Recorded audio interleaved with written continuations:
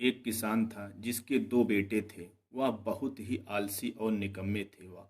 वह अपने पिता के कामकाज में हाथ बटाने के बजाय आलस किया करते थे, इधर उधर घूमते फिरते थे।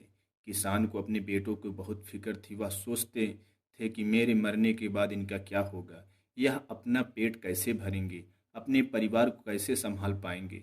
एक दिन किसान की हालत बहुत ही गंभीर थी। कहने का मतलब किसान मरने की हालात में था। तभी किसान ने अपने दोनों बेटों को बुलाया। उनसे कहा कि हमारे खेत में एक खजाना गड़ा हुआ है, लेकिन वह किस जगह है उनकी जानकारी मुझे भी नहीं है।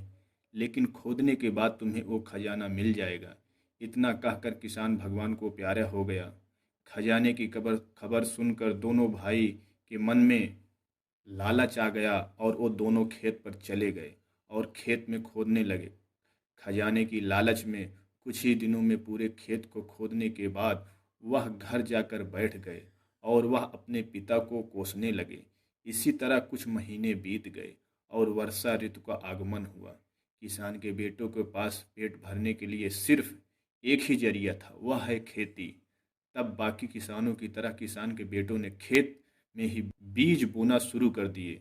वर्षा का पानी पाकर वह बीज अंकुरित हुए और देखते ही देखते लहराने लगे।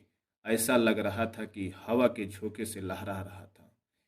यह देखकर किसान के बेटे बहुत खुश हो गए। उनको समझ में आ गया कि परिश्रम ही सच्चा होता है, और वो उसी तरह से अपने पिता के शब्दों का मोल भी समझ गए और अपने कामकाज में लग गए।